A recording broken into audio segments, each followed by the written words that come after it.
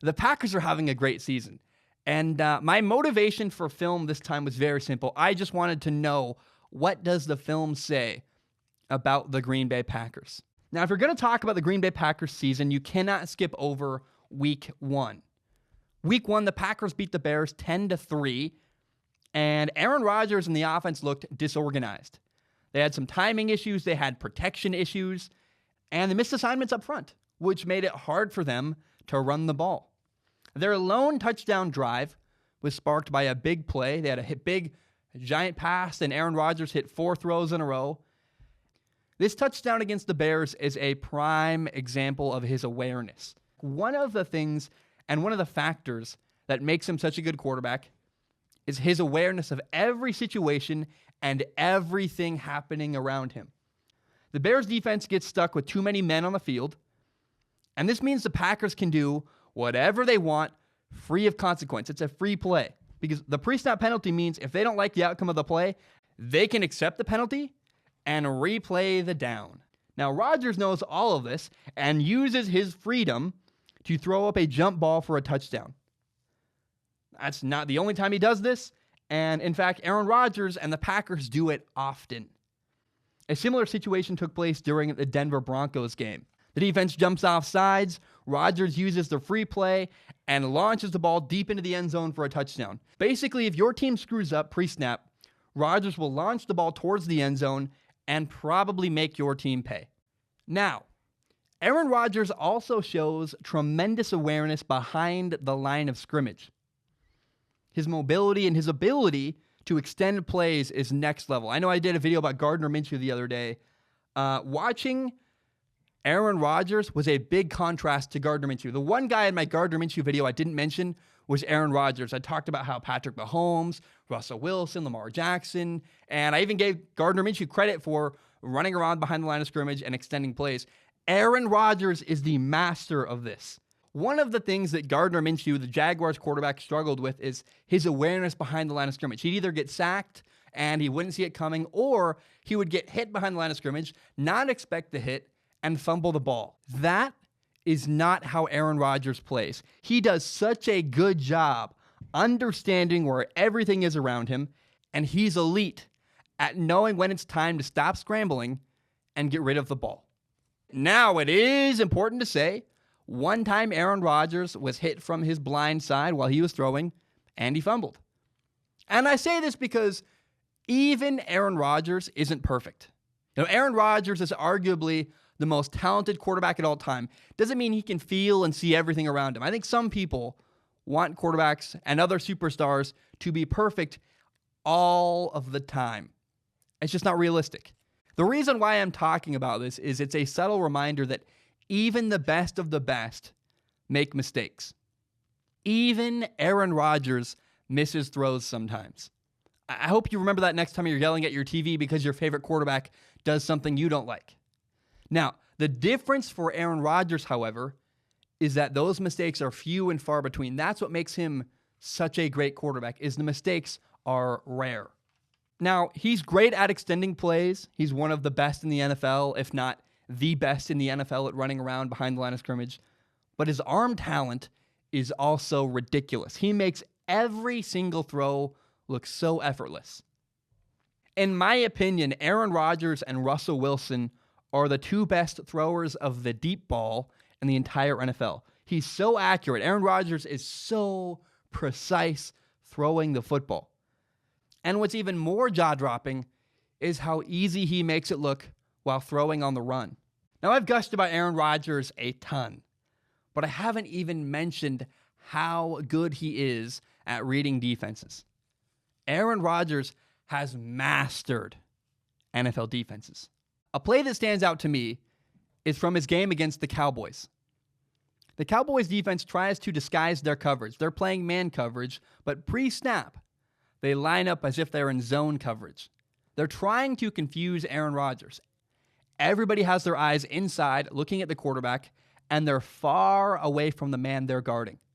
Now, one key tell here is that there's one high safety back deep in the middle of the field. That helps us make an inference it might be man coverage.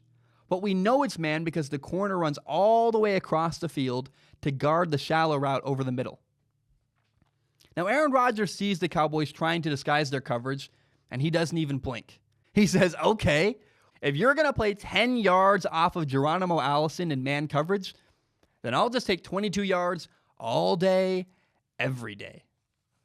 Now, there's another play against the Raiders where Rodgers uses his eyes to hold the safety in the middle of the field. Because Aaron Rodgers is looking at the middle of the field, the safety also stays in the middle of the field. The safety's doing what Aaron Rodgers' eyes are telling him to. Now, the corner on the right, however, thinks he has help over the top from that safety with the guy running vertical. What Aaron Rodgers does here is uses his eyes to create. He gets a receiver open down the right sideline and throws a long touchdown pass, by the way, with only 20 seconds left before halftime. That had to be so demoralizing for the Raiders. You know, before it was 14-10. Now, instead, going into halftime, it's 21-10. That one had to hurt. But how about the rest of the offense? I've also been really impressed with Davante Adams and Aaron Jones. At running back, Aaron Jones has really turned into a star for this Packers offense. He runs so hard, and he is not easy to tackle. He can either run right over you and run through you, or he can run right by you because he's so fast. The Packers' best games have come during the days Aaron Jones plays phenomenal. I know the quarterback Aaron Rodgers gets a ton of credit for the Packers' success, but the truth is Aaron Jones is a huge part of why the Packers have been successful on offense this season. The guy runs really, really well, but he also contributes in the passing game with some good catches out of the backfield. Another guy who deserves respect is Packers receiver Davante Adams. I have never appreciated just how good he is until I watched the film. The dude runs great routes. He's had some really good catches this year, and he's pretty good at running after the catch. He can break some tackles after he makes a catch and run downfield. Now, the biggest change to the Packers offense this year has been their coach, Matt LaFleur. This is his first year as the head coach of the Packers, and I am so impressed with his play design and his play calling. Matt LaFleur's mind creates big plays and success for the Packers offense. I want to talk about a sequence against the Minnesota Vikings. First, the Packers throw for a big 39-yard gain. Now, clearly to me, this play was a product of a weakness Matt LaFleur saw on tape. The Packers faked the run and had 7 guys left inside to block. Not to mention, Rodgers only had one real option to throw the football. Matt LaFleur called a double move for the Packers receiver. I'll explain that in a minute. But first, look at the Vikings corner here. He allows the receiver to get behind him, believing the safety is going to help cover him when he goes vertical. That's where the double move comes into play. The receiver's first move is inside. That causes the safety to stay closer to the middle of the field. Then, the receiver's second move, which is called his double move, is back outside. By then, the safety is already way out of position, too far inside, and the play goes for a big 39-yard gain. This play was a direct product of Matt LaFleur's mind generating a big play for the Packers offense. Now, that play was followed up by another good play design. The Packers send Aaron Jones in motion left to the outside. They fake the run to the right and throw a screen back to the left to Jones. The Vikings are in a zone defense, meaning that every defender is responsible for an area. That's part of why nobody bumps out wide to account for Aaron Jones. Now, the left side already has 2 receivers and 2 defenders on that side. The other reason why nobody bounced out with Aaron Jones is because the Packers used a run fake. That held the outside linebacker inside, which created tremendous leverage for Aaron Jones.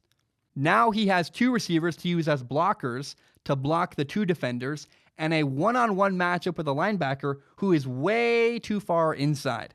Now, 2 plays later, the Packers run the same action again. They put Aaron Jones in motion left, and this time the Vikings defense reacts to it more strongly. They commit 4 defenders to that left side of the field, leaving the right side with fewer numbers. And Rodgers throws a screen to the opposite side. Jamal Williams catches the ball on the right side of the field and is set up with a perfect look in front of him. There are 3 defenders in front of him and 3 blockers to block or occupy them while he runs past. Now, Jamal Williams gets credit here. He runs into the end zone. He does his job. And all this is why I am so impressed with the Packers head coach, Matt LaFleur. He called a sequence with 2 plays there that worked off of each other and countered each other and was just toying with the Vikings defense. Matt LaFleur does a great job putting his players in a position to succeed. But he's also really creative. One of my favorite plays the Packers have run all season is a wheel route down the sideline with a fullback. A fullback is a position that generally is just a blocker. He ran it against the Raiders and against the Broncos. What the Packers do here is fake the run, and the fullback steps up like he's going to block. That causes the Broncos linebacker Josie Jewell to step up and defend the run. But instead of blocking him, Danny Vitale runs right past Josie Jewell and down the sideline. He makes a big catch, and it sets up a 1-yard touchdown run by Aaron Jones. Over and over and over again, I have been so impressed with Matt LaFleur's play design. The dude has been a great fit as head coach of this Packers organization. Now, how about the Packers defense? They've been quite interesting this year. They give up a lot of points, admittedly, but they make some big plays when they're needed, and they get the ball in the hands of their offense by forcing turnovers. They have a lot of takeaways. The additions of Preston Smith and Zadarius Smith on the outside have had a really positive impact on both their season and on the culture of their defense. Now, the final thing we need to discuss is that the Chargers showed a template and a way. If you want to beat the Packers, here's how you can do it. The Packers lost to the Chargers 26-11, and the offense struggled. Now, some people can blame the defense if they want, but the truth is that the Packers defense didn't do anything out of the ordinary in this game.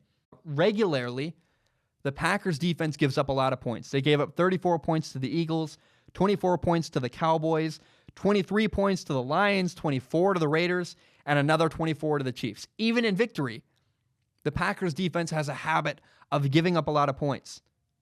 Again, the way the Packers defense succeeds is not necessarily by stopping teams from scoring, but by creating turnovers and putting the ball in Aaron Rodgers' hands. That means that the Packers offense needs to score in order for them to win.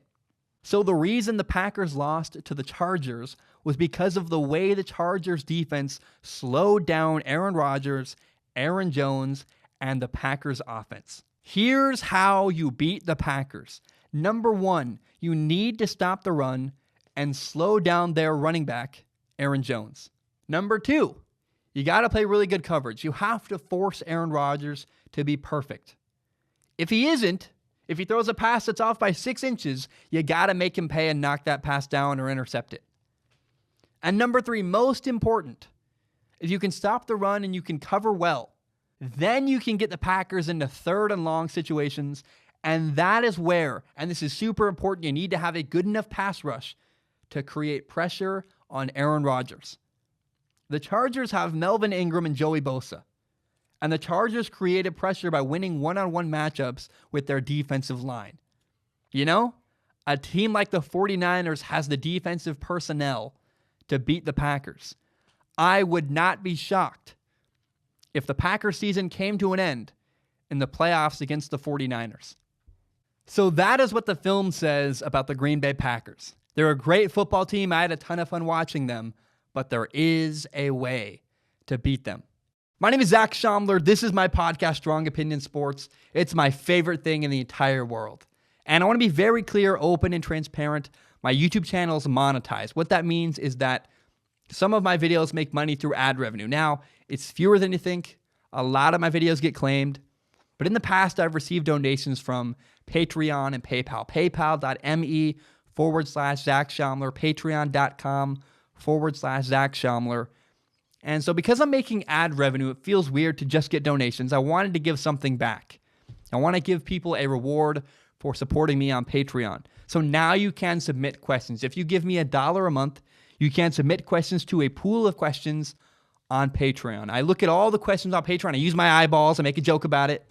And I pick the top couple questions at the end of every single episode, and I read them and answer them on a segment called Ask Zach. Now, that's for people who have money, they want to support me. If you have no money to give, I totally understand. I've been a broke college kid myself.